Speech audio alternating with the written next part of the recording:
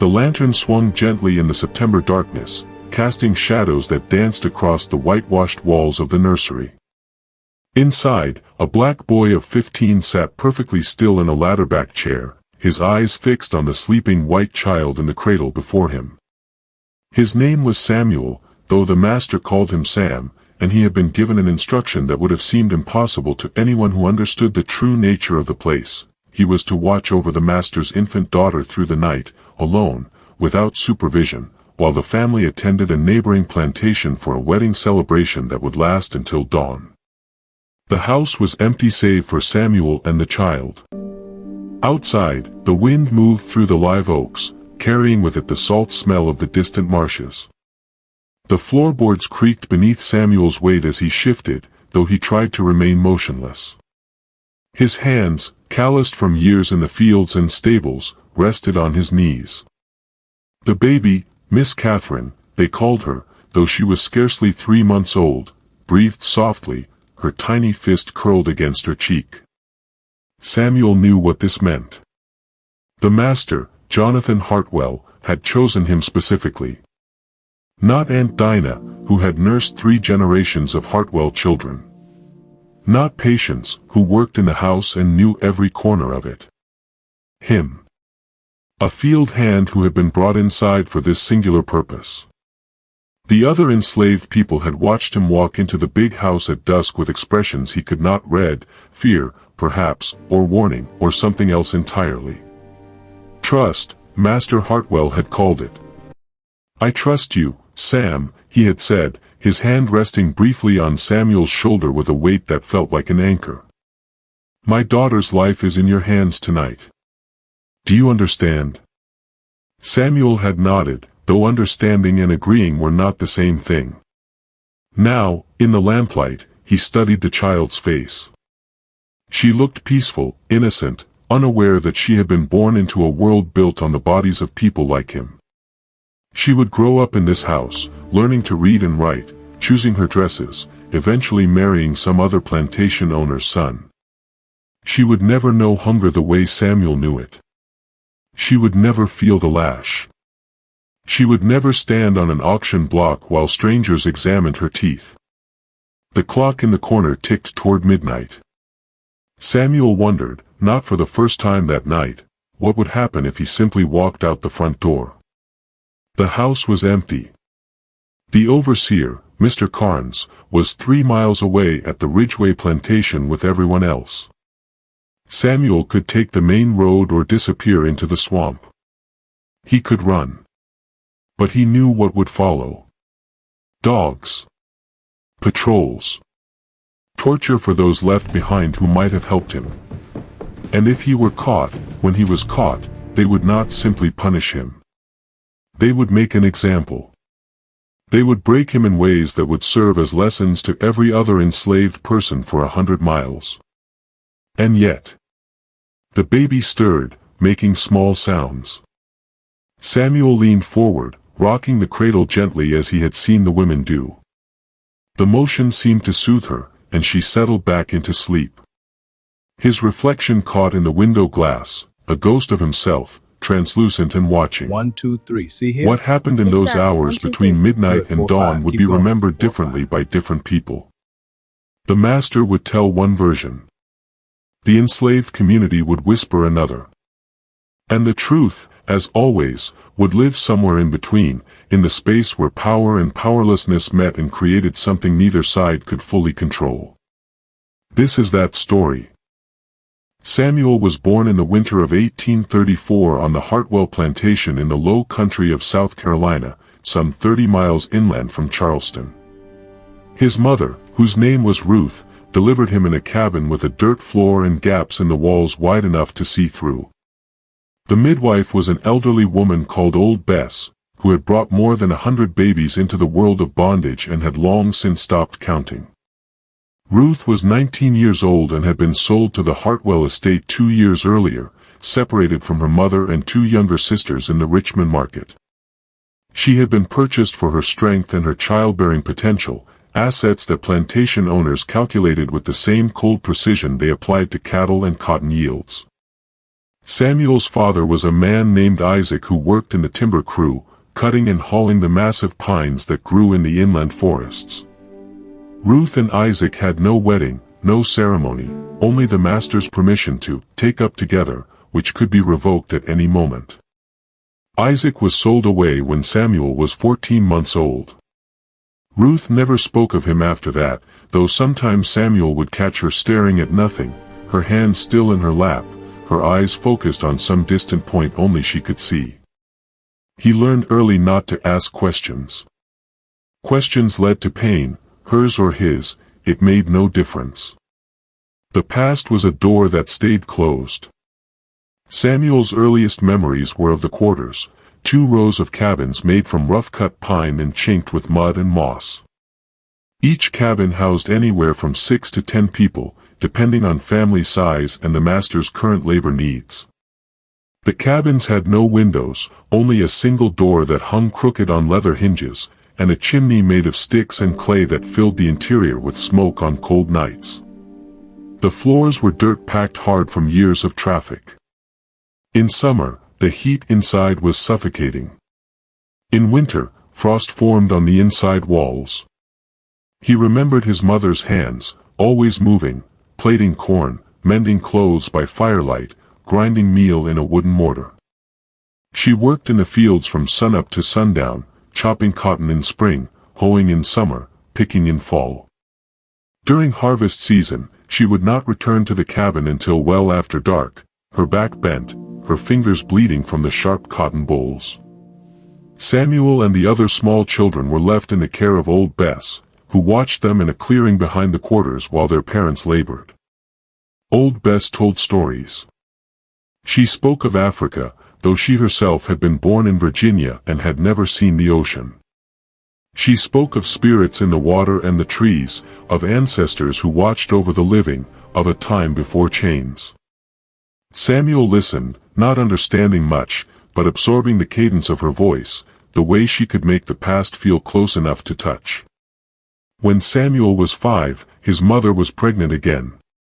He remembered the swelling of her belly, the way she moved more slowly, the extra ration of food the master allowed, not out of kindness, but because a healthy birth meant another piece of property.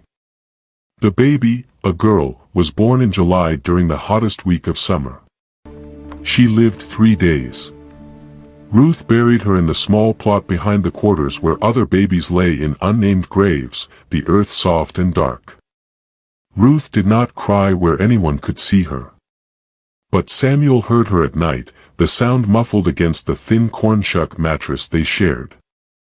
He learned then that grief was something you carried quietly, that showing it too openly was a luxury enslaved people could not afford. By the time Samuel was 7, he was put to work. His first task was carrying water to the field hands, hauling 2 wooden buckets on a yoke across his shoulders. The buckets were heavy, and the field stretched out in every direction, rows of cotton plants that seemed to go on forever under the brutal sun. He walked the rows all day, stopping wherever someone raised a hand, tilting the dipper so they could drink. His shoulders ached. His feet, bare and cut from the stubble, left small bloodstains in the dirt. This was the world he knew. There was no school, no childhood in the way children in the master's house understood it. There were only tasks that grew harder as he grew bigger, and the understanding that his body was not his own, that his labor, his future, even his name belonged to someone else. Master Hartwell was not what people in later years would call a harsh master, at least not in the dramatic sense. Yes, sir. 1, 2, 3. He did not beat his slaves daily or work them to death in the rice swamps like some of the planters closer to the coast. He was a businessman, a man who understood that dead slaves produced nothing and that a reputation for excessive cruelty could affect his standing among his peers. He attended church every Sunday, sang hymns, and believed himself to be a Christian man fulfilling his God-given role in the natural order of things. But his mercy was conditional and calculated. He allowed marriage between enslaved people because it made them less likely to run. He permitted small garden plots because it reduced his food costs. He gave Christmas Day off because it prevented resentment from building into rebellion. Every kindness had a purpose, every leniency a limit. The overseer, Mr. Carnes, was a different sort of man. He was lean and hard, with pale eyes that seemed to look through people rather than at them. He carried a whip coiled on his belt and used it with the casual efficiency of someone who had long since stopped thinking of it as violence. He used it for laziness, for talking back, for looking at him wrong, for reasons that sometimes seemed to exist only in his own mind. Samuel learned to make himself invisible around Mr. Carnes. He learned to keep his eyes down, his face blank, his movements deliberate and unthreatening. This was a skill all enslaved children learned early, this art of erasure, of becoming so small and unobtrusive that you might pass unnoticed through the day. But Samuel possessed something that made true invisibility impossible. He was unusually intelligent, and people noticed. It began with numbers. When Samuel was 9, he was assigned to work in the stables, caring for the master's horses. It was considered better work than the fields, out of the sun, closer to the big house, with occasional access to extra food from the kitchen. The head groom was a man named Marcus, who was 40 years old and had been on the Hartwell plantation since birth. Marcus had a gift with animals. He could gentle a wild horse, deliver a foal, diagnose lameness from the sound of hoofbeats. The master valued him, which meant Marcus lived with slightly less fear than most.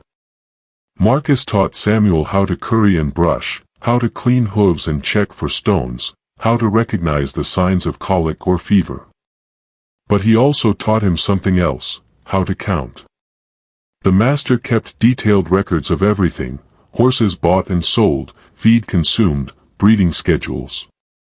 These records were kept in a leather-bound ledger in the stable office, and sometimes Marcus was required to report numbers to the master or to Mr. Carnes.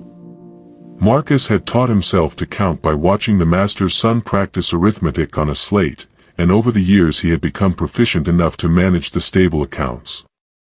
Samuel watched and learned.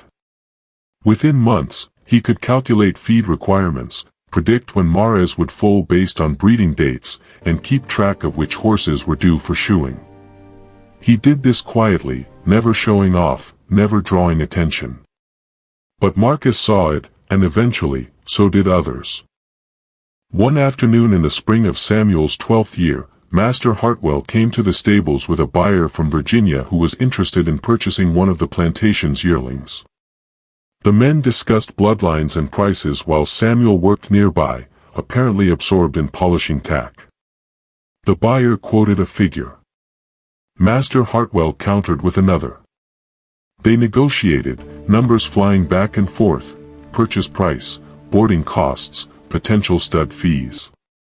The mathematics work in your favor, the buyer said finally, though I question your projection of the colt's racing potential. The bloodline speaks for itself, Master Hartwell replied. His sire won at Charleston, and the dam's line.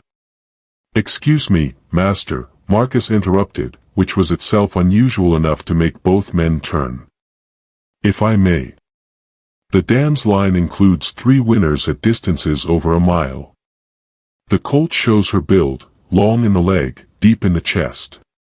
For sprint races, perhaps not, but at distance, I would wager he performs well. The buyer raised an eyebrow. Your groom is well informed. Marcus knows horses, Master Hartwell said, with a hint of pride that Samuel recognized as the pride of ownership, not respect. The sale was made. After the buyer left, Master Hartwell lingered in the stable yard, watching as Marcus and Samuel worked. Samuel felt the weight of that gaze but did not look up. The boy helped with those calculations, the master said eventually. It was not a question. Marcus hesitated. Lying to the master was punishable. But so was teaching a slave to read or cipher beyond what was necessary for work. He has a head for numbers, sir. I've shown him only what is needful for the stable accounts. Master Hartwell nodded slowly. See that it stays needful. I have no use for educated Negroes who forget their place.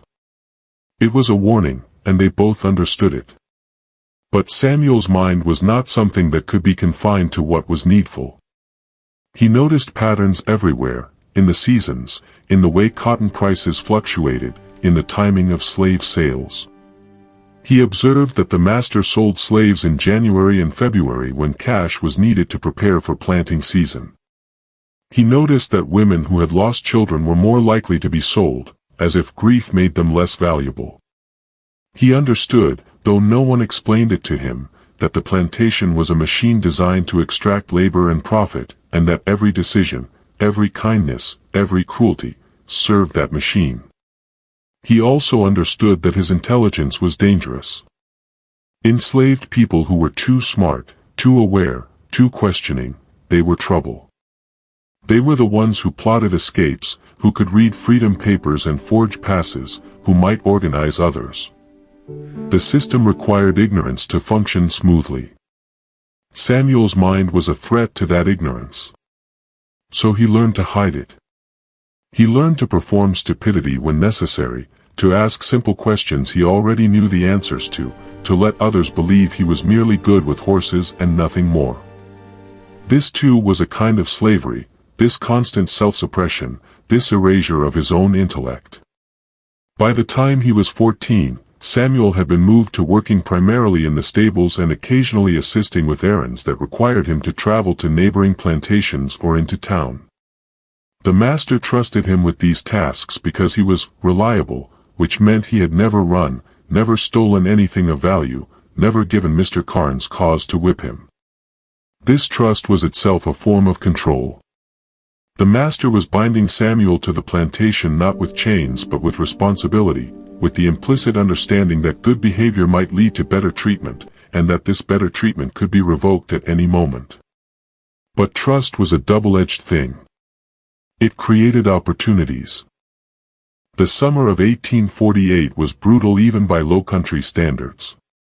The heat lay over the plantation like a wet blanket, and the air was so thick with moisture that breathing felt like drowning. In the fields, people collapsed. One man, a field hand named Thomas, fell unconscious in the cotton rows and did not wake up. He died that night, his body carried back to the quarters on a cart. Master Hartwell docked the cost of his lost labor from the weekly food rations as a reminder that illness was a form of theft. Samuel, now 14, watched from the relative shelter of the stables as the field hands worked. He felt guilty for his better position, though he knew that guilt changed nothing. The system did not care about fairness. It cared only about profit. It was during this summer that Samuel first witnessed a separation. A woman named Celia, who worked in the kitchen house, had 3 children.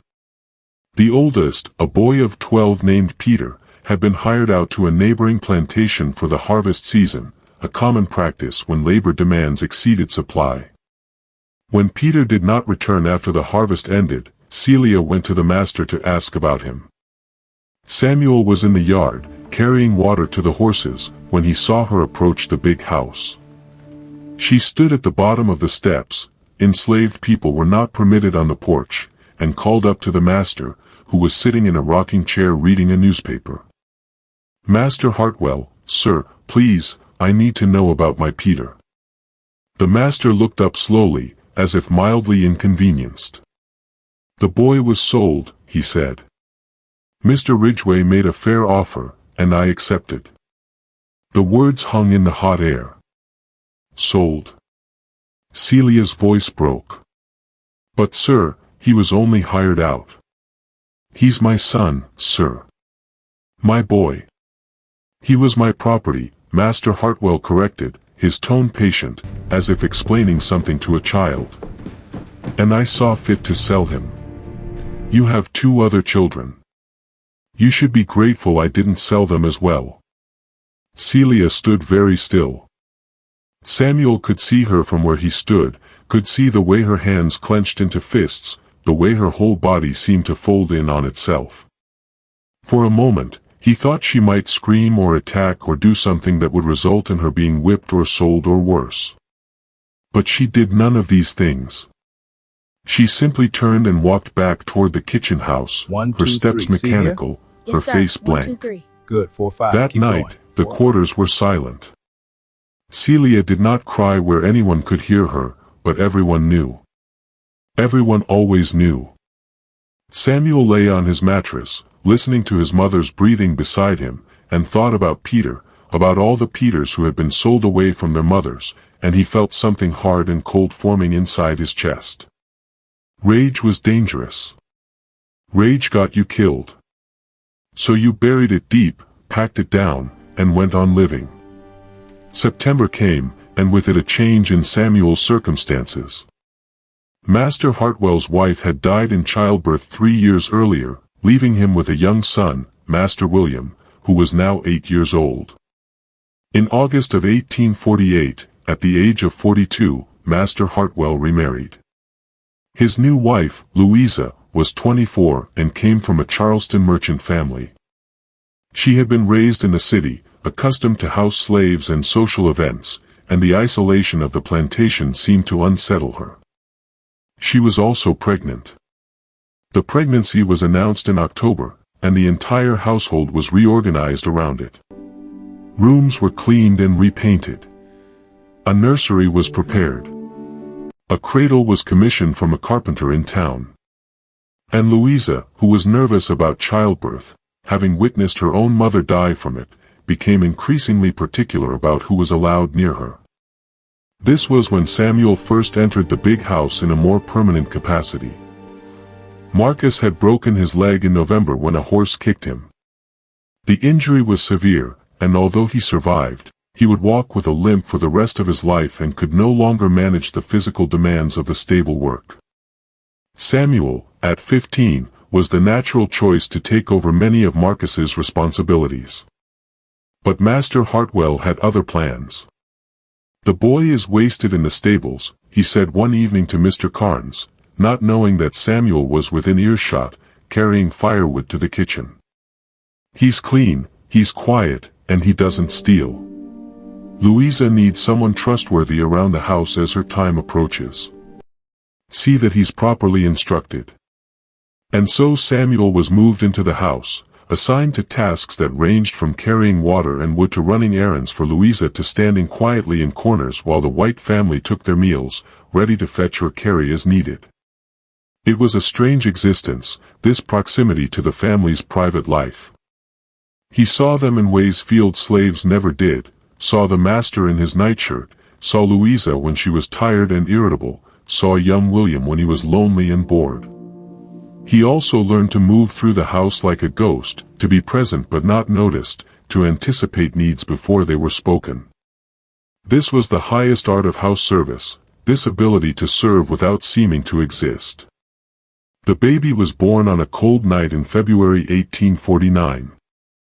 Samuel heard the screaming from the downstairs hall where he waited with the other house servants, ready to carry hot water or fetch the doctor or do whatever was needed.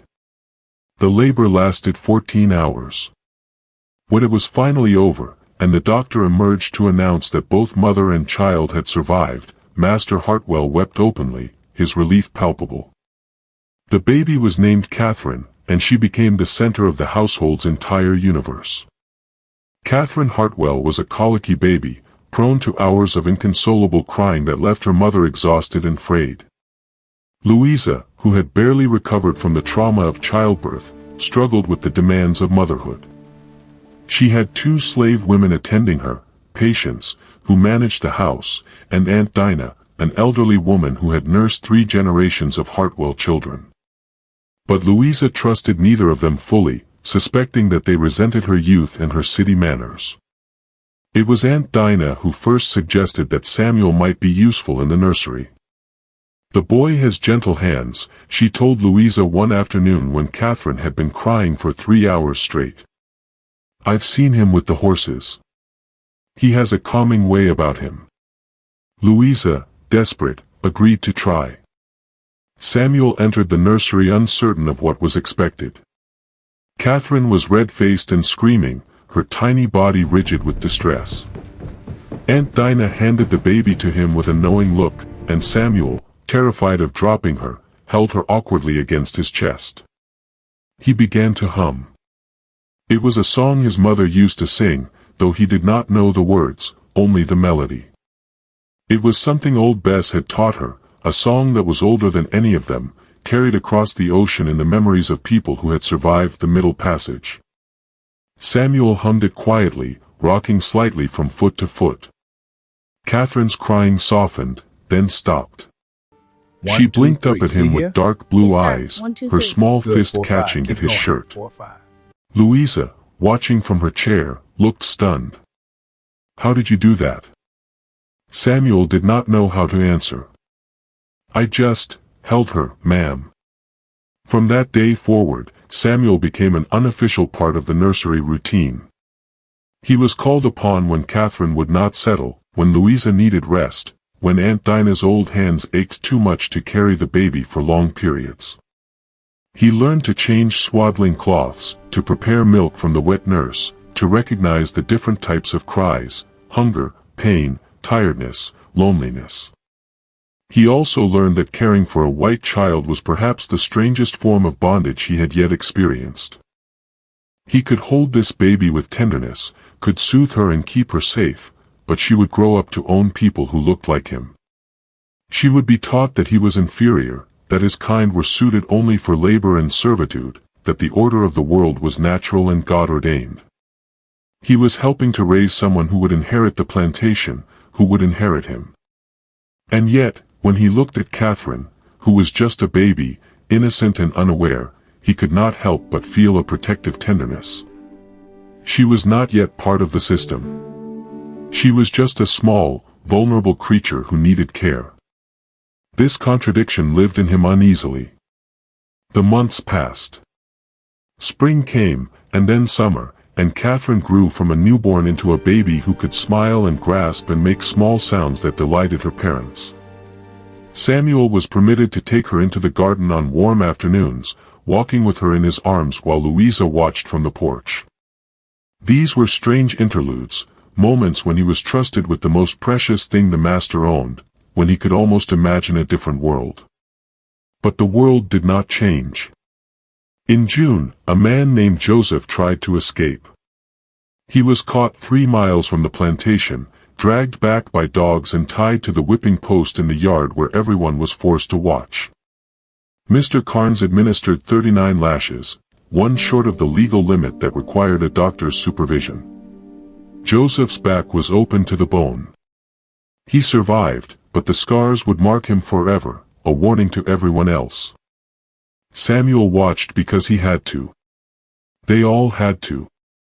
It was part of the lesson, part of the mechanism of control. Afterward, he went back to the big house, washed his hands and face, and picked up Catherine, who smiled at him and grabbed his finger in her tiny hand. The dissonance was unbearable. By September, Catherine was 6 months old and beginning to sit up on her own. Master Hartwell had announced that there would be a wedding at the neighboring Ridgeway plantation, a significant social event that would require the family's attendance. The celebration would last through the night, and Louisa was anxious about leaving Catherine. "I don't want her in the quarters," she said to her husband. Samuel was in the room, standing near the window, supposedly invisible. "I don't trust those people." Those people meant the enslaved community, of course. The people who had raised her husband, who built her house, who cooked her food. "Then leave someone in the house with her," Master Hartwell replied. "Aunt Dinah is trustworthy." "Aunt Dinah is half-blind and falls asleep constantly," Louisa countered. "I want someone younger. Someone who will stay awake." There was a pause. Samuel felt the master's gaze on him before the words came. "What about the boy? Sam has been good with her." Louisa hesitated. The idea of leaving her infant daughter alone in the house with a 15-year-old enslaved boy was unconventional at best, scandalous at worst. If anything happened, if the baby were harmed, the social consequences would be severe. But she had seen Samuel with Catherine. She had seen his gentleness, his reliability. "He would have to stay in the nursery all night," she said. "Not leave the room. Not for any reason." "Agreed," Master Hartwell said. Then, turning to Samuel, "You understand, boy. You will watch over Miss Catherine while we are away. You will not leave the nursery. You will not let anyone else in. If anything happens to her, anything at all, you will hang. Do you understand?" Samuel nodded. "Yes, sir." And so it was decided. The evening of the wedding, the big house became a flurry of activity. Louisa dressed in her finest gown while Patience helped with her hair and jewelry.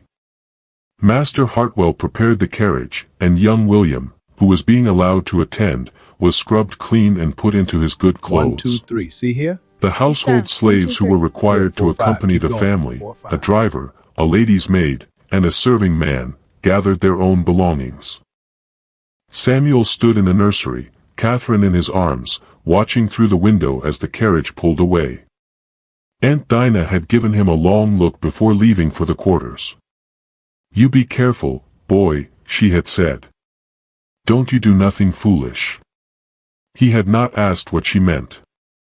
Now the house was silent except for the ticking of clocks and the settling of wood. Catherine dozed against his chest, her breathing soft and even. The September night was warm, and a breeze moved the curtains at the open window. Samuel sat down in the rocking chair, the one Louisa used for feeding, and tried to quiet his racing mind. The master had trusted him with this. Had left him alone in the big house, with access to every room, every possession, every locked drawer and cabinet. Had trusted him not to steal, not to break things, not to run. Samuel thought about the road that led away from the plantation. He thought about the 30 miles to Charleston, about ships in the harbor, about the possibility of stowing away, of disappearing into a city where a black face might blend in among free people of color. He thought about his mother in the quarters, about what would happen to her if he ran.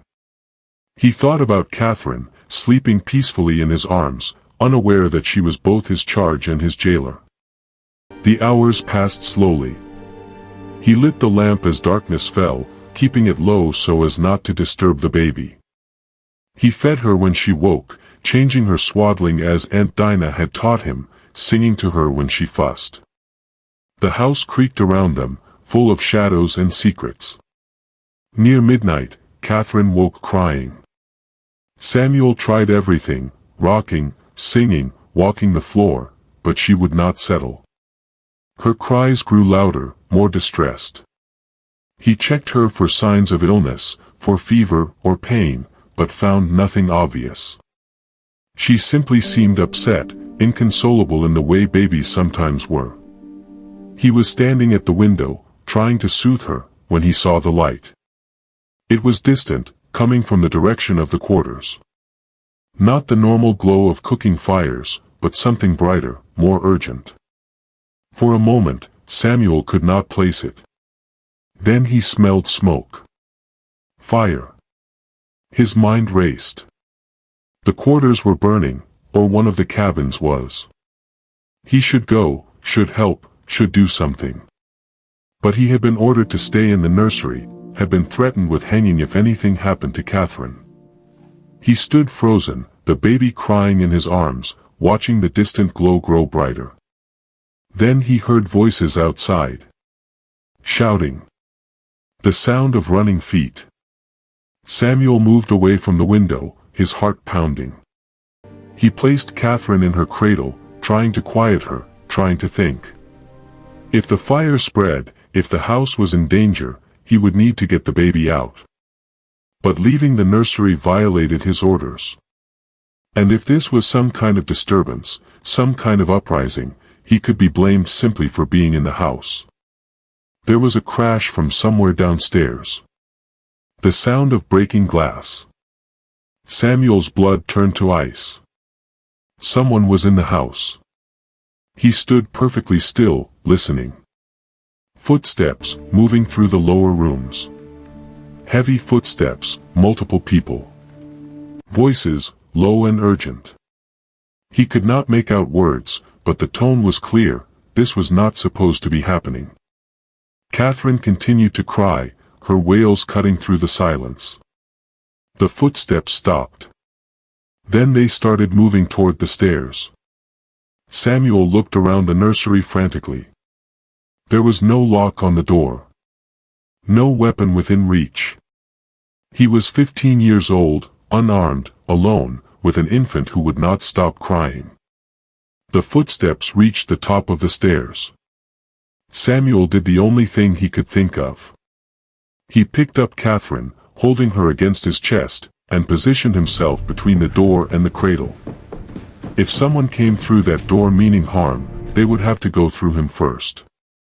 The door opened. Two men stood in the doorway, white men Samuel did not recognize. They wore rough clothes and carried clubs. One of them held a lantern that cast harsh shadows across his face. They were not plantation owners or overseers. They looked like the kind of men who worked the docks or the timber crews, the kind who moved through the world with violence always close to the surface. For a long moment, no one moved. Yes, sir. 1, 2, 3. Well, Good. 4, 5. the Keep first going. man 4, said, 5. his voice rough with drink. What have we here? Samuel's mind worked faster than it ever had in his life, processing possibilities, calculating dangers. These men were not supposed to be here. They were not part of the plantation's usual operations. Which meant they were either thieves taking advantage of the family's absence or something worse. The master is away, Samuel said, his voice steadier than he felt. He will return before dawn. The second man laughed. We know where the master is, boy. That's why we're here. He stepped into the room, and Samuel saw that his knuckles were bloody. We've been watching this place for weeks. Waiting for our chance. There's nothing here worth stealing, Samuel said. It was not entirely true. The house contained silver, jewelry, money, but he hoped to redirect them, to buy time. Oh, I think there is, the first man said, his eyes moving to Catherine, who had finally quieted in Samuel's arms, staring at the strangers with wide, frightened eyes. That baby there, for instance. Master Hartwell's precious daughter. Worth quite a bit to certain people. Understanding crashed over Samuel like cold water. These were not ordinary thieves. They were here to kidnap Catherine. To ransom her back to Master Hartwell for money, or to sell her to someone else, or, and this thought made his blood run cold, to simply hurt the master by harming his child. You can't take her, Samuel said. The second man raised his club. I don't think you're in a position to tell us what we can and can't do, boy.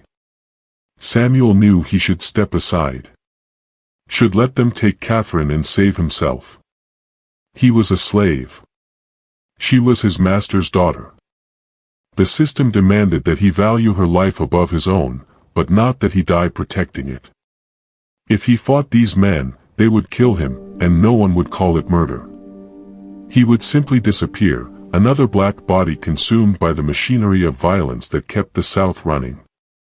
But he did not step aside. You'll have to go through me, he said quietly. The men exchanged glances.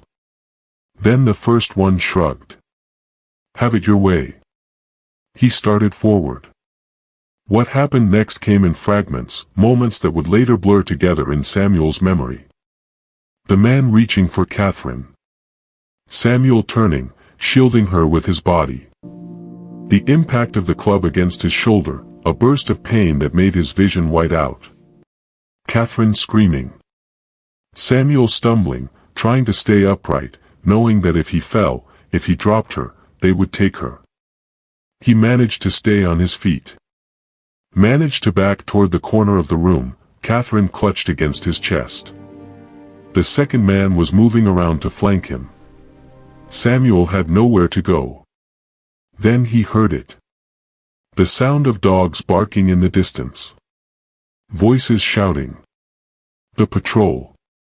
The fire at the quarters, it must have been seen from the neighboring plantation. The patrol was coming to investigate. The two men heard it too. The first one cursed viciously. We need to go. Now. Not without.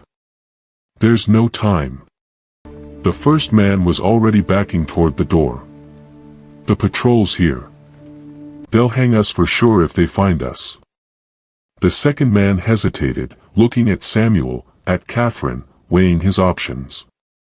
Then he spat on the floor and followed his companion out of the room. Samuel heard them running down the stairs, heard the back door slam open, heard their footsteps receding into the night. He stood very still, listening to Catherine's cries, listening to his own ragged breathing, listening to the dogs getting closer. His shoulder throbbed where the club had struck. When he looked down, he saw blood on his shirt, though he could not tell if it was his own or if Catherine had been injured. His hands shook as he examined her carefully. She seemed whole, unharmed, just frightened. The patrol reached the house minutes later. Samuel heard them downstairs, calling out, searching rooms. He knew what this would look like, a slave alone in the master's house, blood on his clothes, the baby crying, signs of a struggle. He knew what they would assume. When the patrol leader, a man named Mr. Gibbs, burst into the nursery with 3 other men, he took in the scene with hard eyes. "What happened here, boy?" Samuel explained.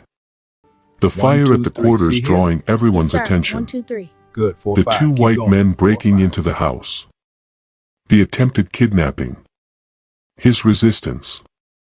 Their flight when they heard the patrol approaching. Mr. Gibbs listened without expression.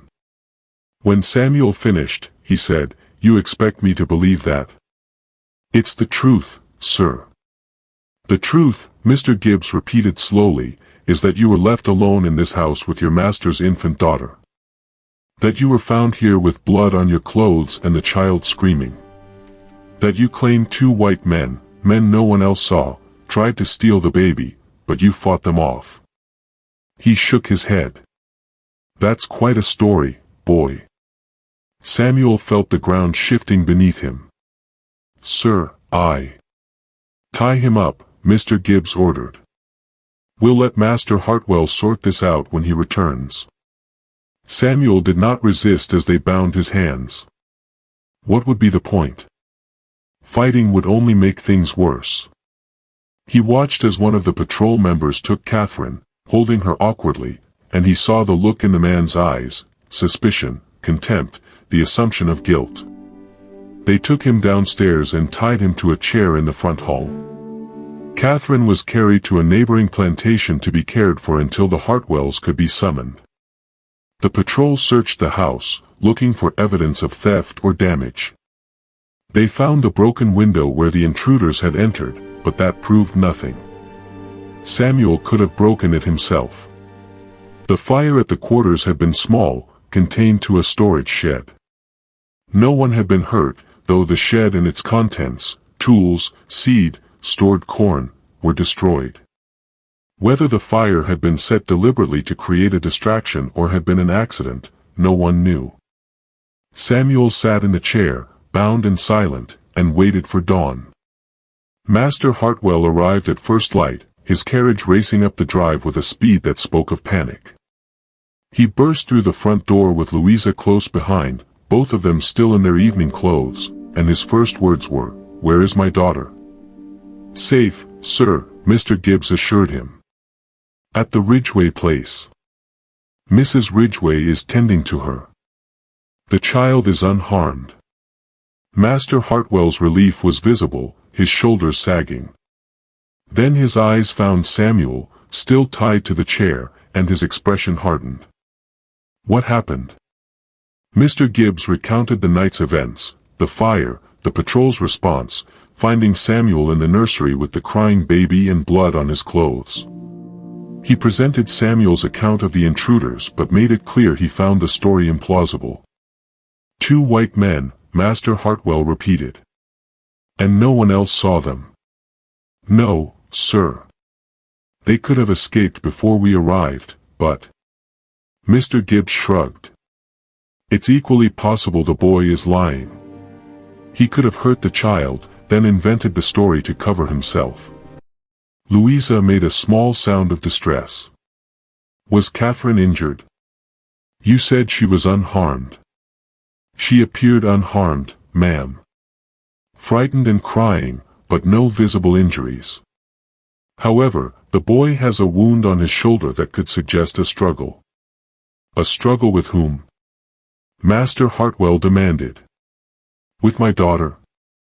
Or with someone trying to protect her from him, Mr. Gibbs suggested. Samuel finally spoke. Master, please. I would never hurt Miss Catherine. I was trying to protect her. The men were real. They broke in through the drawing room window. They wanted to take her. Master Hartwell studied him for a long moment. Samuel could see the calculation happening behind his eyes, the weighing of evidence, the assessment of probabilities, the consideration of what would be most advantageous to believe. If Samuel was lying, if he had indeed posed a threat to Catherine, then Master Hartwell's judgment would be questioned. He had left his infant daughter alone with a slave, had trusted someone who should never be trusted. The social consequences would be severe. Other plantation owners would whisper, would wonder about his competence, his caution. But if Samuel was telling the truth, if there really had been intruders, then Master Hartwell was the victim of a crime, and Samuel was the hero who had protected his daughter at risk to his own life. That narrative was much more palatable. It confirmed his belief that he was a good judge of character, that his slaves were loyal, that his control was secure. Search the grounds, Master Hartwell ordered. Look for signs of these alleged intruders. Footprints, discarded weapons, anything. Yes, sir. 1, 2, 3. The patrol Good, 4, 5. dispersed. Keep going. 4, 5. While they searched, Louisa went to retrieve Catherine from the Ridgeway plantation. Master Hartwell remained in the hall with Samuel, not speaking, simply standing there as if keeping watch. After an hour, the patrol returned. They had found footprints in the mud near the broken window, large prints, made by boots heavier than anything Samuel owned. They had found a dropped flask near the edge of the property, still half full of whiskey.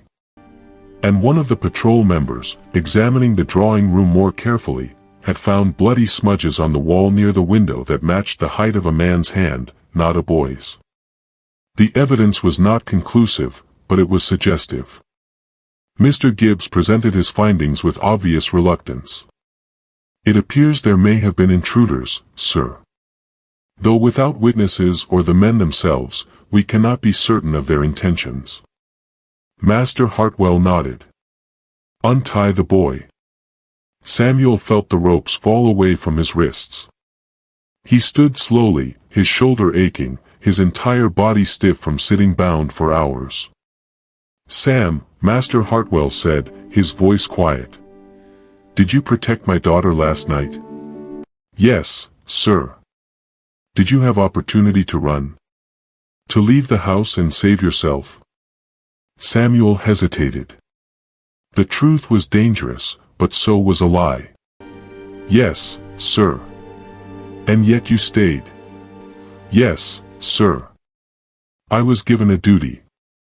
Master Hartwell looked at him for a long moment. Then he did something Samuel had never seen him do before. He extended his hand. Samuel stared at it, confused. Then, understanding this was meant to be a handshake, he took it briefly, his own hand small and dark against the master's pale palm. You are a good boy, Sam, Master Hartwell said. I will not forget this. It should have been a moment of triumph, of validation. But Samuel felt only a sick hollowness in his stomach. Because he understood what this meant. The master's gratitude would bind him more tightly than any rope. He had proven his loyalty, his usefulness, his willingness to risk death for the master's property. He had become valuable in a new way, and valuable slaves were watched more carefully, controlled more thoroughly. He had saved Catherine's life, and in doing so, had deepened his own bondage. The weeks that followed brought changes. The patrol increased their rounds, searching for the two men who had broken into the Hartwell house, but they were never found. The fire at the quarters was determined to be accidental, a lantern knocked over in the storage shed. No one was punished for it. Samuel's wound healed slowly. The club had struck the meat of his shoulder, leaving a deep bruise that turned purple, then yellow, then faded to nothing. But the memory remained. Master Hartwell made a show of his gratitude. Samuel was given new clothes, not hand-me-downs from young William, but actual new shirts and trousers purchased in town. He was given an extra ration of food. Most significantly, he was permanently assigned to the house, removed entirely from field work and stable duties. This elevation in status created a strange position for Samuel within the enslaved community. Some viewed him with suspicion, seeing his closeness to the master as a form of betrayal or collaboration. Others envied his better clothes and food. A few understood that his position, while appearing privileged, was its own kind of prison. His mother saw it clearly. "They got you now," she said one night when he came to the quarters to visit. She had aged in the years since Isaac had been sold, her face creased with work and worry. "Got you thinking you're special, that you matter to them. But you don't. You're just a tool they're keeping sharp." "I know," Samuel said. "Do you?" Ruth looked at him hard. "Because I've seen this before. Seen how they take a smart boy, give him a little bit of nothing, make him think he's different. Then when they're done with him, they sell him or work him to death just like any other." Samuel had no answer to that. Catherine grew. By her first birthday, she could walk unsteadily, holding on to furniture, babbling sounds that would soon become words.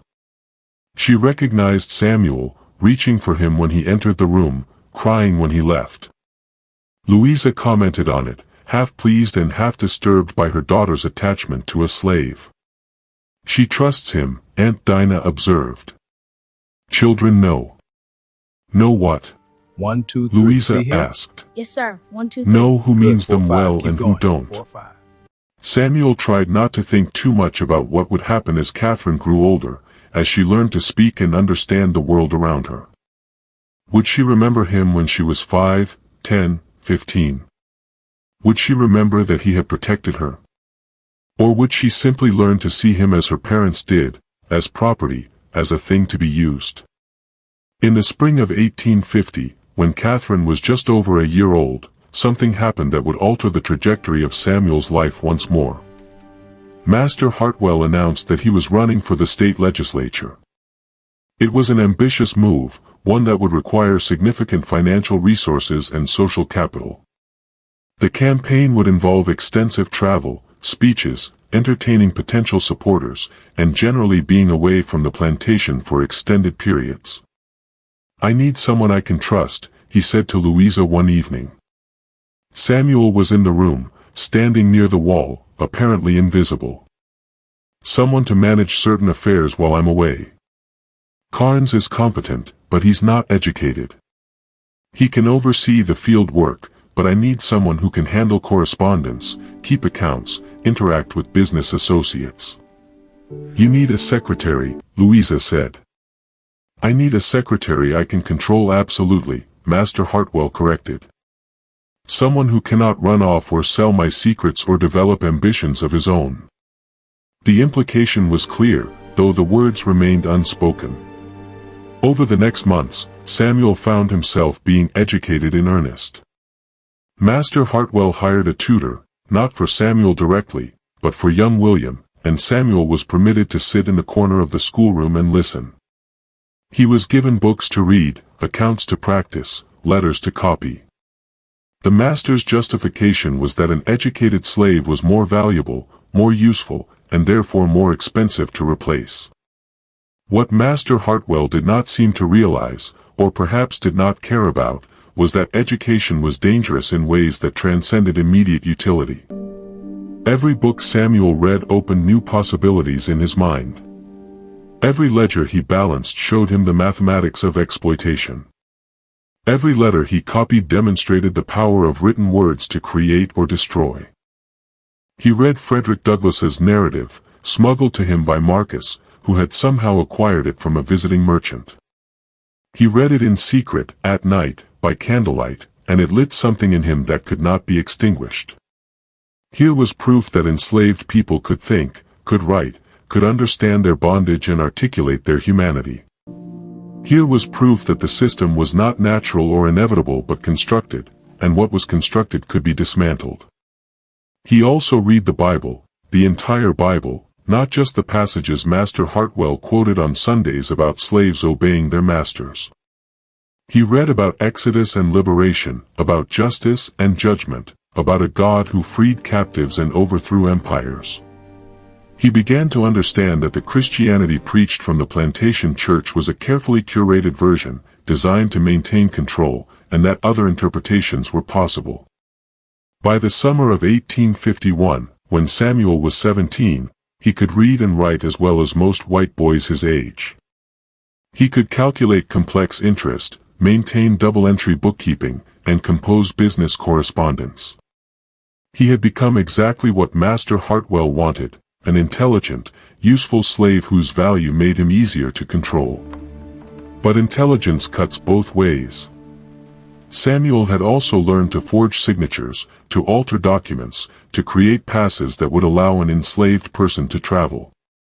He had learned the schedules of the patrols, the weaknesses in the plantation security, the routes north that might lead to freedom. He had learned these things quietly, carefully, as a matter of survival. Because he understood now, in a way he had not before, that the master's trust was the most dangerous kind of cage. It would keep him bound more surely than chains, because breaking that trust would not only endanger him but everyone he cared about. If he ran, if he used his knowledge against the master, the retaliation would be swift and terrible, and it would fall hardest on his mother, on Marcus, on everyone in the quarters who might have helped him. The master had been right to trust a slave with his daughter. Not because Samuel was inherently loyal, but because the system had constructed a situation where betrayal was impossible without sacrificing everything else.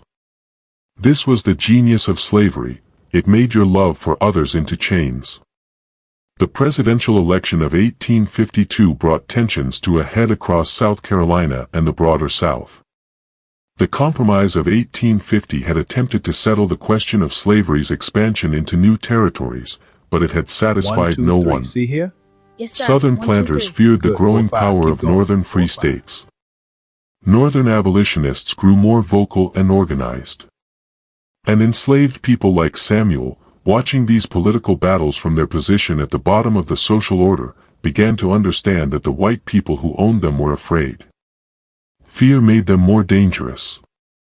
Master Hartwell won his seat in the legislature in the fall of 1852. His victory was celebrated with a grand party at the plantation, with guests arriving from as far as Charleston.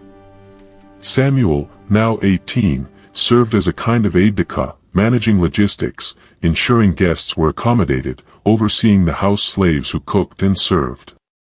It was during this party that he met Thomas. Thomas was a slave belonging to one of Master Hartwell's political allies, a congressman from Charleston named Mr. Beaumont. Thomas was perhaps 30 years old, light-skinned enough to pass for white in certain contexts, and educated to the point that he could discuss politics and philosophy with the white men he served. He was, Samuel recognized immediately, another example of the paradox they both embodied, slaves who were valuable precisely because they could think, and dangerous for the same reason. They spoke briefly in the kitchen, while preparing trays for the dining room. "You can read," Thomas said. It was not a question. Samuel hesitated, then nodded. "I thought so. I can always tell. It's in the eyes, the way you look at things, like you're trying to read the world." Thomas smiled, but there was no humor in it. "It's a curse, you know. Once you can read, you can't stop seeing the lies." "What lies?" Samuel asked, though he thought he knew. "All of them. The lie that we're property. The lie that this is natural. The lie that God ordained it." Thomas lowered his voice. "The lie that there's nothing we can do about it. Samuel felt a chill run through him. This was dangerous talk, the kind that got people killed. We should get back to work. Of course, Thomas said. But as Samuel turned to leave, he added quietly, the railroad runs north from Charleston. It has many stops along the way, though not all are marked on maps. If you're ever interested in travel. Samuel did not respond, but he understood. The Underground Railroad. Thomas was telling him that escape was possible, that networks existed, that he was not alone. The party ended near dawn. The guests departed, and the plantation returned to its normal rhythms. But Samuel could not forget the conversation. Could not stop thinking about the possibility of freedom, of running, of a life beyond the boundaries of the Hartwell estate. He began to plan, carefully and methodically. He observed the patrol schedules, noted which dogs were most aggressive, memorized the roads and the distances between plantations. He practiced forging passes, created a small cache of supplies, dried food, a change of clothes, a knife. He told no one, not even his mother, because the safest secret was the one no one else knew. But before he could act, something happened that changed everything. In March of 1853, Catherine, now 4 years old and speaking in full sentences, fell ill. It began as a simple fever, nothing alarming.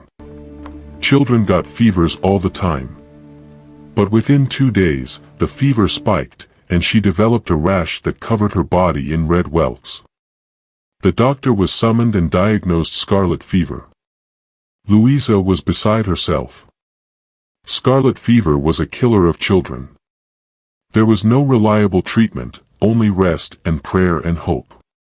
The doctor administered what remedies he had, cool compresses, diluted spirits, liquids to prevent dehydration, but made it clear that Catherine's survival was not certain. Samuel was forbidden from entering the nursery. Louisa did not want the illness to spread, did not want anyone near Catherine who was not absolutely necessary. But Catherine, in her delirium, called for him.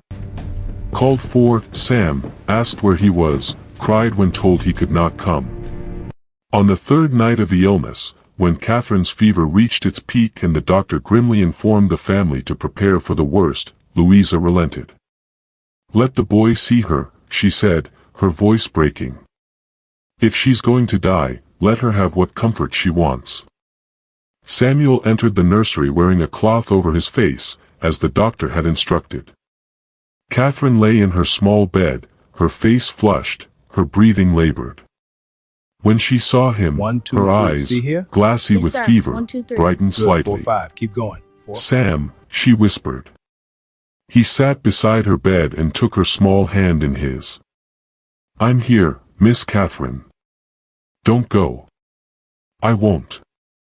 He stayed through the night, holding her hand, humming the songs he had hummed when she was a baby, wiping her face with cool water when the fever made her restless. Louisa sat in a chair on the other side of the bed, watching, and for those hours, the barrier between them, master and slave, white and black, seemed almost to dissolve in the face of a shared fear for the child they both loved. Catherine survived. The fever broke near dawn, and by the next day, she was conscious and asking for food. The doctor said it was a miracle. Louisa said it was prayer. Master Hartwell said nothing, but Samuel saw the look he gave him, a look of gratitude mixed with something else, something that might have been recognition of a debt that could never be properly repaid. As Catherine recovered, Samuel realized that his plans to escape were finished. He could not run now. Could not abandon this child who trusted him, who had called for him when she was dying. The bonds that held him were not just fear and violence, but something more insidious, love and duty and the impossible weight of caring for someone within a system designed to deny that such caring could exist. He was trapped, not by chains, but by his own humanity.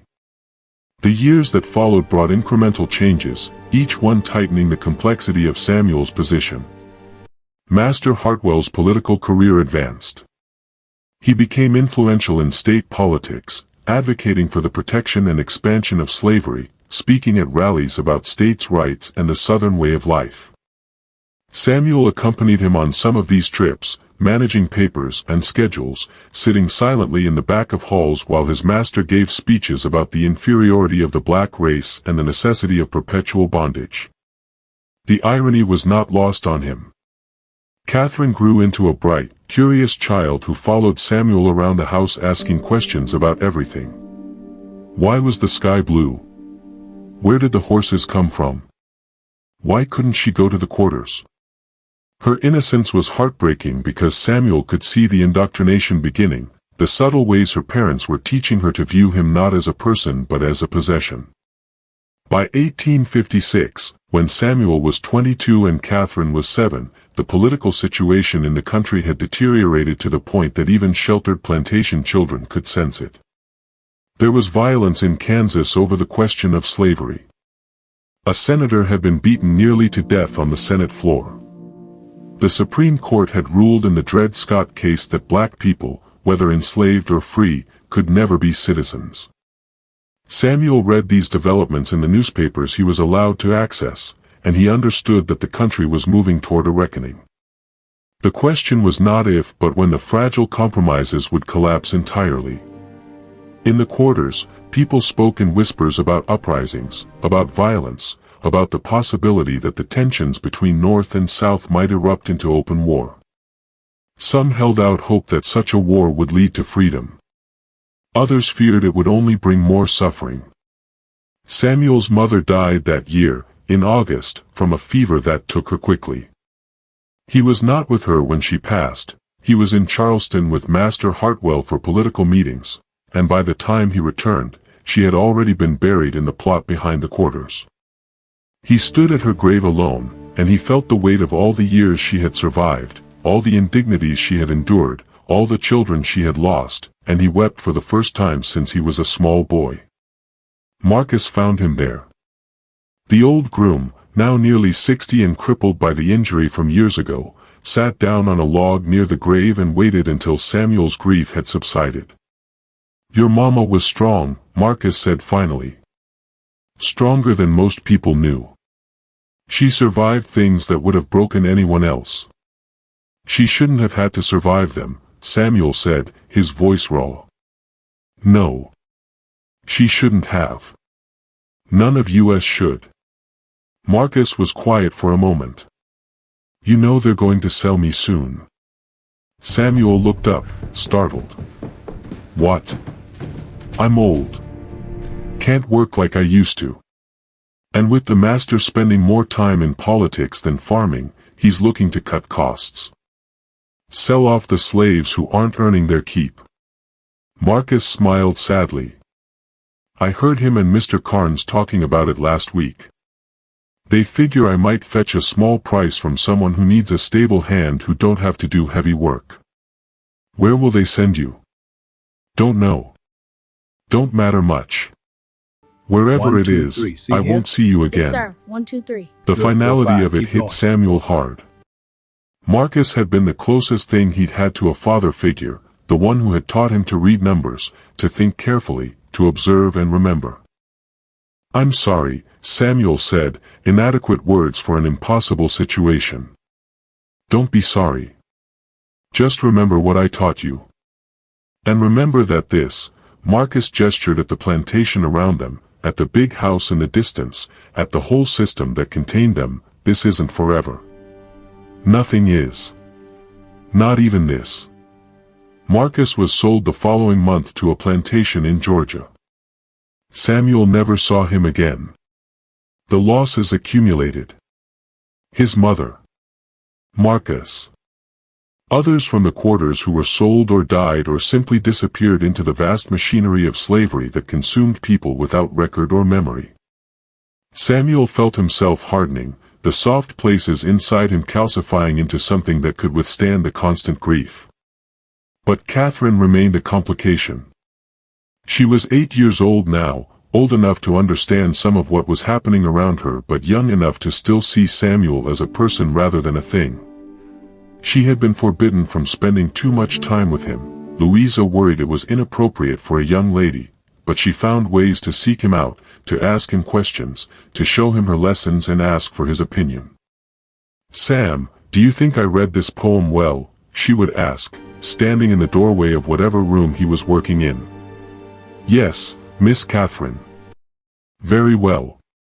Do you know how to read poetry?" A dangerous question. Admitting too much could be problematic, but lying to her felt impossible. "Some, Miss Catherine." "Will you read me one?" And so he would, choosing something safe, something that would not raise questions. But in his mind, he read different poems, the ones she would never hear, words about freedom and justice and the rights of man that applied, supposedly, to all but never to him. The election of 1860 brought the breaking point. Abraham Lincoln's victory in November sent shockwaves through the South. Before the year was out, South Carolina had seceded from the Union, the first of what would become 11 states to leave. Master Hartwell, as a state legislator, was deeply involved in the secession movement, giving speeches about honor and rights and the Southern way of life. Samuel listened to these speeches and understood that the Southern way of life was a euphemism for slavery, that all the grand language about states' rights and constitutional principles boiled down to white people's determination to continue owning black people. War came in April 1861, when Confederate forces fired on Fort Sumter in Charleston Harbor. The news reached the plantation within hours, carried by riders spreading the word that the fighting had begun. There was celebration among the white population, bands playing, flags waving, young men eager to enlist and prove their valor. In the quarters, the mood was different. Cautious hope mixed with fear. If the North won, freedom might be possible. But if the South won, or if the war dragged on, enslaved people would bear the worst of it: increased labor to support the war effort, brutal punishment for any hint of disloyalty, starvation as resources were diverted to the military. Master Hartwell enlisted as an officer in a South Carolina regiment. He was 48 years old, too old for frontline combat, but his political connections secured him a position in the Quartermaster Corps, managing supplies. He left the plantation in the care of Mr. Carnes and departed for the war with patriotic fervor. This changed the dynamics of the plantation considerably.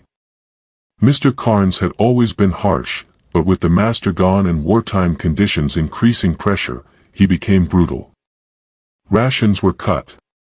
Work hours extended. Punishments increased in frequency and severity. Samuel's position in the house protected him somewhat, but he was not immune. When he was caught reading a newspaper, something the master had permitted, Mr. Carnes whipped him 10 lashes as a reminder that permission from the master did not extend to disobedience during wartime. "You're not special," Mr. Carnes told him, standing over him as Samuel bled in the yard. "You're just a NR like all the rest. Don't forget it." Samuel did not forget. As the war progressed through 1861 and into 1862, news filtered back to the plantation in fragments. Confederate victories at Bull Run and elsewhere. Union advances along the coast. Rumors of emancipation proclamations and slave uprisings. It was impossible to know what was true and what was propaganda. What was undeniable was that the plantation was changing. Yes, sir. 1, 2, 3. Good. Young 4, white 5. men Keep had going. left to 4, 5. fight, leaving behind women, children, and elderly men to manage properties. The enslaved population outnumbered the white population by an even greater margin than before. Patrols were stretched thin. The mechanisms of control were weakening. People began to run. First one, then another, then small groups disappearing into the night, heading for Union lines that were rumored to be advancing from the coast. Some were caught and brought back to brutal punishment. Others simply vanished, their fates unknown. Samuel watched and calculated. The temptation to run was enormous, but two things held him back. First, Louisa and Catherine were still at the plantation, and he felt an obligation to them that he could not fully articulate. Second, he had information, access to correspondence, knowledge of troop movements and supply routes, that might be valuable to the Union if he could find a way to deliver it. He began to consider a different kind of escape. Not just running for his own freedom, but doing something that might help others, that might contribute to the larger fight. The opportunity came in the spring of 1863. A Union officer, Colonel Shaw, was captured during a skirmish near the coast and brought to the area for interrogation before being transferred to a prisoner of war camp. He was held temporarily at a neighboring plantation, under guard but not in a formal prison. Samuel learned of this through the network of enslaved people who passed information between plantations, a communication system that white people either did not know about or chose to ignore. Samuel volunteered to deliver a message from Louisa to the plantation where Colonel Shaw was being held, a request for medicine that was in short supply. It was a routine errand, one that would not raise suspicion. What he intended to do while there was considerably more dangerous.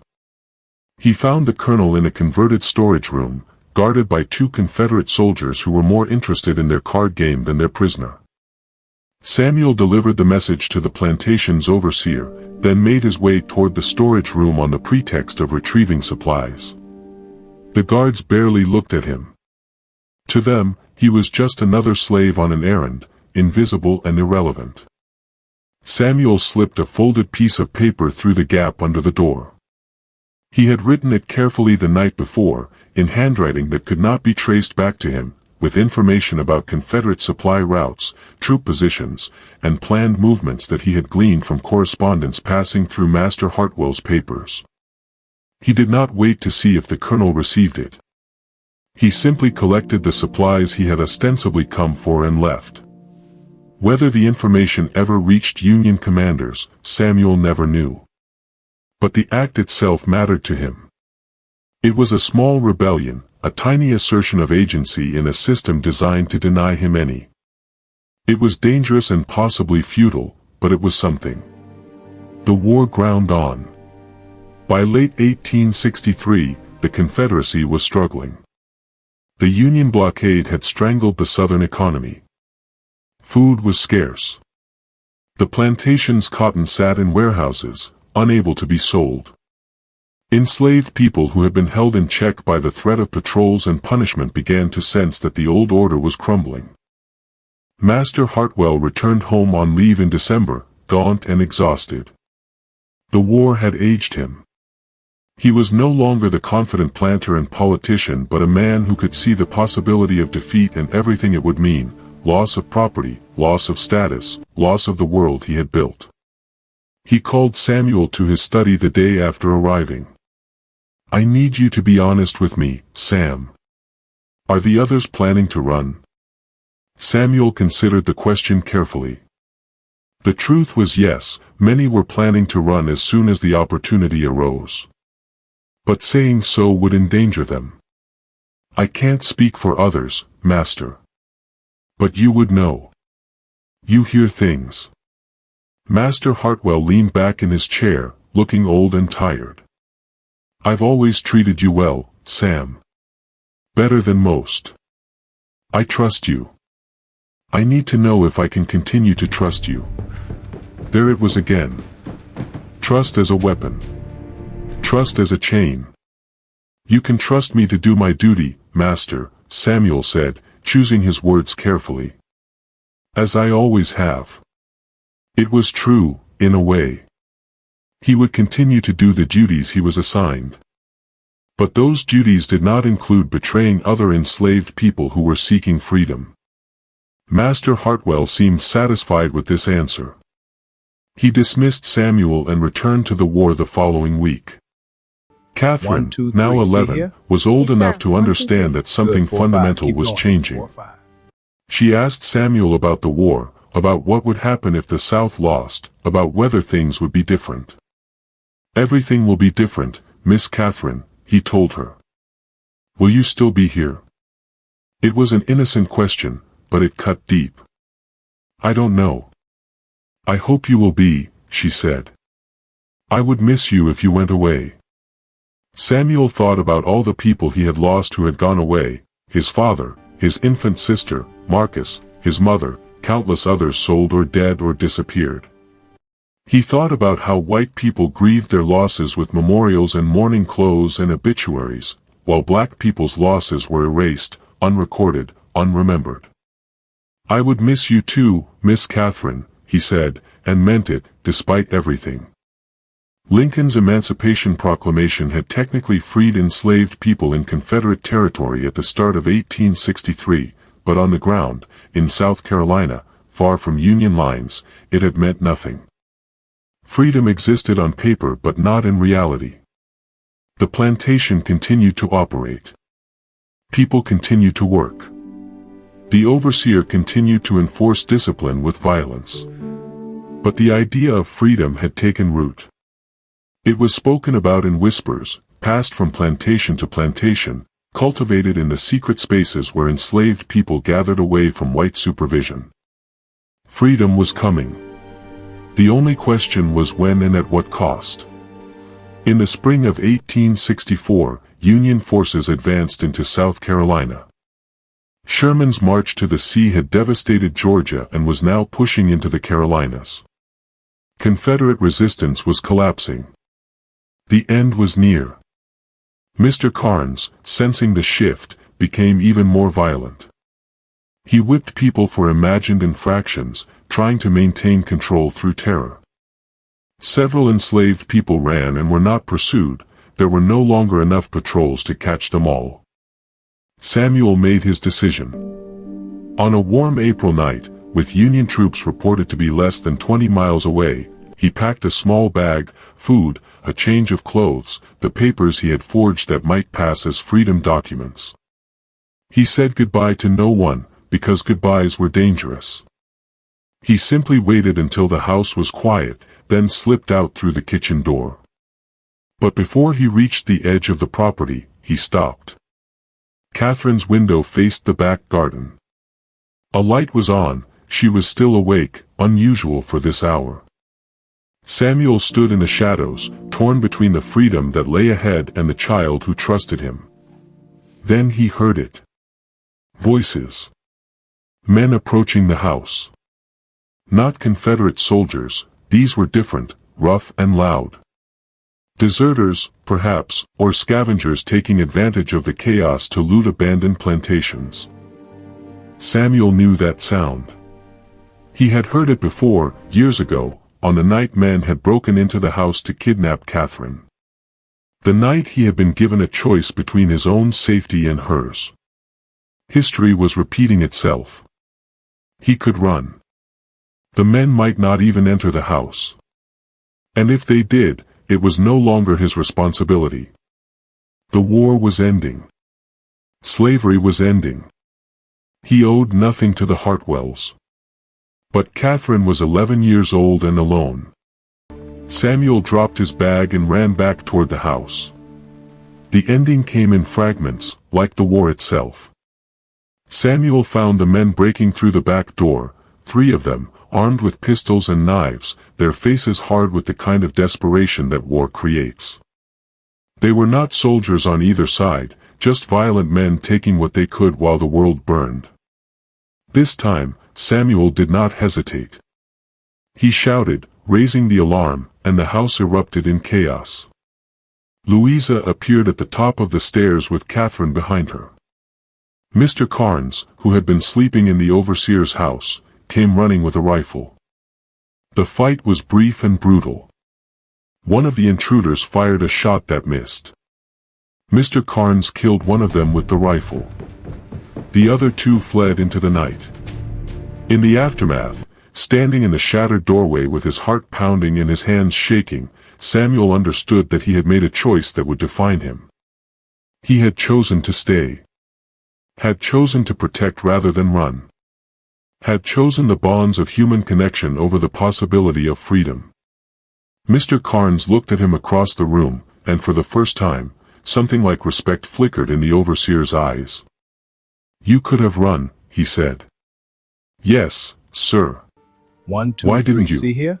Yes, sir. Samuel 1, 2, looked 3. up the stairs 4, at 5, Catherine, keep going. who was crying in her mother's arms, and he had no answer that would make sense to someone like Mr. Carnes. The war ended 3 weeks later.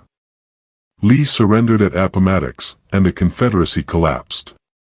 Word reached the plantation in May, brought by returning soldiers and refugees. Slavery was over. The Emancipation Proclamation was being enforced. Freedom had arrived. But what did freedom mean? The plantation's enslaved people gathered in the yard, and Mr. Carnes, under orders from Master Hartwell, who was still away with the army, read them a proclamation informing them they were free. Free to stay or go.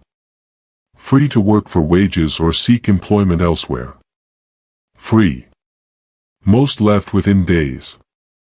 They packed what little they owned and walked away, heading for cities, for relatives, for anywhere that was not the place where they had been enslaved. Samuel watched them go and understood their choice. The plantation held nothing but pain and memories of bondage. But he stayed. Not because he was still enslaved. Not because he had nowhere else to go. But because freedom without purpose felt hollow, and he had questions that needed answering, and unfinished business with the family that had owned him. Master Hartwell returned in June, a defeated man in a defeated nation. The plantation was in ruins, fields overgrown, equipment broken, the economy that had sustained it destroyed. He was broke, his wealth having been tied up in Confederate bonds and enslaved people, both now worthless. He found Samuel in the stable, repairing a broken stall door. "You stayed," the master said. "Yes, sir." "Why?" Samuel set down his tools. "Because I wanted to see what happens next. Because I'm not done with this place yet.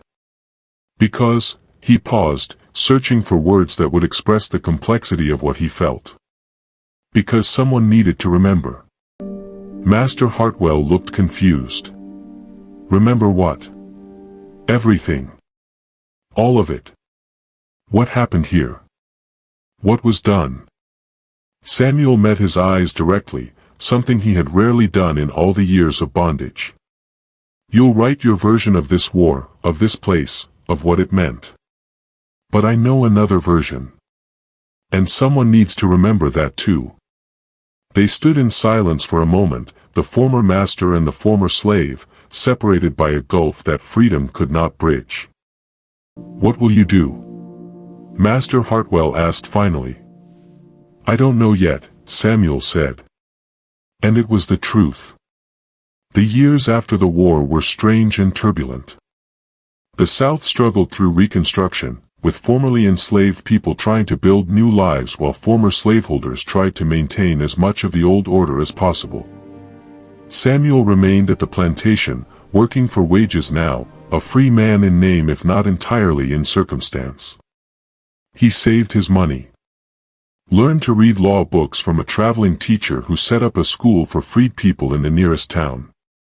Began documenting stories, writing down the names and histories of people who had been enslaved on the Hartwell plantation, creating a record that would otherwise be lost. Catherine grew into a young woman. She and Samuel maintained a strange friendship, built on the foundation of their shared history but complicated by the vast social gulf between them. She was white and privileged, even in the South's defeat. He was black and free, but that freedom was conditional and contested. When Catherine was 17, she asked Samuel a question that had apparently been troubling her for years. "That night when I was a baby, when those men broke in, did you really stay to protect me? Or did my father make that story up to justify trusting you?" They were sitting on the porch of the house, which had been partially rebuilt with what little money Master Hartwell could scrape together. The plantation had been divided and sold off in pieces, leaving only the house and a few acres. Samuel considered the question. It was real. And the second time? During the war. Also real. Why? Catherine asked. You could have been free years earlier if you had run. Why did you stay? Because freedom isn't just about leaving, Samuel said slowly. It's about choosing. Those nights, I chose to stay. I chose to protect you. Those were my choices, made freely, and that made them worth something. And now, you're still here. Is this a choice? Yes.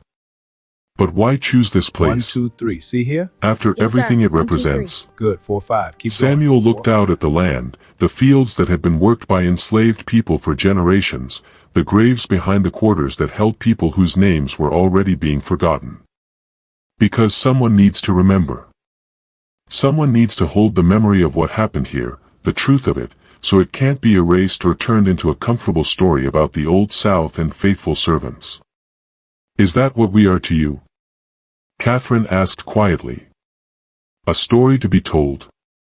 No, Samuel said. Your people. Complicated, contradictory people who lived in a system that corrupted everything it touched. But the system is what needs to be remembered and judged. Not just individuals. Catherine was silent for a long time. Then, will you write it down? The truth of it? I have been. Will anyone read it? I don't know, Samuel admitted. Maybe not for a long time. Maybe not until the people who lived through this are gone and can't be hurt by the truth. But it will exist. That matters. Master Hartwell died in 1879, a broken and bitter man who never accepted the world that had replaced the one he had known.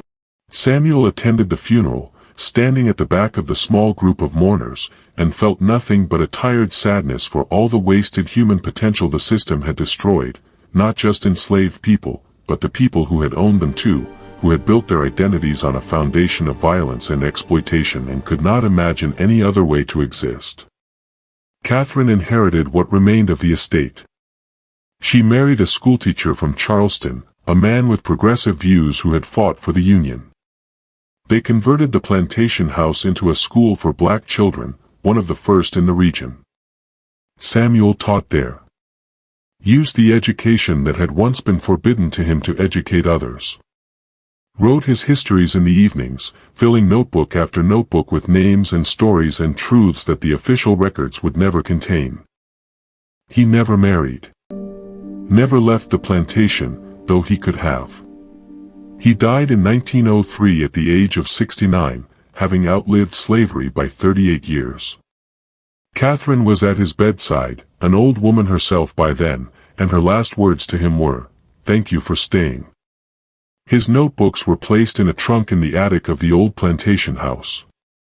They remained there, forgotten, through the Jim Crow era, through 2 world wars, through the civil rights movement and beyond. The house passed through various hands, was nearly demolished, was finally purchased by a historical society in 1998 and converted into a museum. The trunk was discovered during renovation in 2003, hidden behind a false wall in the attic. Inside were Samuel's notebooks, 12 of them, filled with careful handwriting documenting the lives of enslaved people at the Hartwell plantation. Names, family connections, stories, resistance, survival. The notebooks were authenticated, transcribed, and published. They became an important primary source for understanding slavery not from the perspective of plantation owners or abolitionists, but from the perspective of someone who had lived through it and chosen to remember. At the beginning of the first notebook, Samuel had written an introduction. My name is Samuel. I was born into slavery in 1834 and freed by war in 1865. I was taught that my life had no value except what labor could be extracted from it. I was taught that my kind could not think, could not feel, could not understand the world beyond simple tasks. I was taught that I should be grateful for the mercy of masters who owned my body and soul. These teachings were lies. What follows is not a complete history. No one person could hold the entirety of what happened in this place. But it is a true history, as true as I can make it, of people who lived and loved and suffered and resisted and survived in a system designed to erase them. I write this not for revenge or to condemn individuals, though individuals made terrible choices. I write this so that the people who came before me, who are now forgotten, might be remembered. So that their names might be spoken again. so that the truth of what happened here cannot be buried or softened into nostalgia for a genteel South that never existed. I write this because I was trusted, once, with something precious, a child's life, and I chose to protect it even though I could have chosen differently. And I need to believe that choices matter, that even in the depths of bondage, we remain human beings capable of making meaningful decisions. This is my choice, to remember, to record, to testify. This is my freedom, to tell the truth. Epilogue. The museum dedicated to Samuel's notebooks opened in 2005. Good, 4, 5. Keep going. Visitors walked through the restored plantation house, reading excerpts from his writings displayed on walls where enslaved people once served in silence. They learned names: Ruth, his mother; Isaac, his father; Marcus, his teacher; Peter, sold away from his mother Celia; Thomas, who spoke of railroads running north. Dozens of others, pulled from the darkness of historical erasure into the light of remembrance. In one of the upstairs rooms, the nursery has been preserved as it would have looked in 1849. A cradle sits in the corner. On the wall beside it is a painting, a black teenager holding a white baby, his face serious and protective, her small hand curled around his finger. The painting was commissioned by Catherine in 1895, painted from her memory of the night when two worlds, bondage and innocence, violence and trust, survival and choice, collided in a room lit by lamplight. Beneath the painting, a plaque reads, Samuel, 1834 to 1903. Born enslaved. Died free. He chose to stay when he could have run. He chose to remember when forgetting would have been easier. His words ensure that those who suffered here will not be forgotten. This is how history survives, not in monuments to powerful men or romantic myths about the past, but in the careful documentation of ordinary people who lived through extraordinary circumstances and chose to bear witness.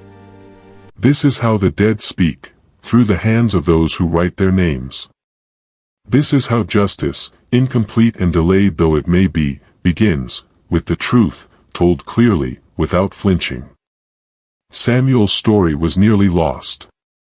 But because he stayed, because he wrote, because he chose to remember, it survives. And in surviving, it joins the countless other stories still waiting to be uncovered, still waiting to be told, still waiting to complicate our understanding of a past that is never as simple as we want it to be. The master trusted a slave with his daughter. What happened that night was not shocking in the way scandal is shocking. It was shocking in the way truth is shocking when it disrupts comfortable narratives. It was shocking because it revealed that enslaved people were not what the system claimed they were, not property, not animals, not simple or content or grateful. They were human beings who made impossible choices under impossible circumstances. Who protected children even when those children would grow up to inherit the system that enslaved them. Who stayed when they could have run because human connection, however fraught, mattered more than simple survival.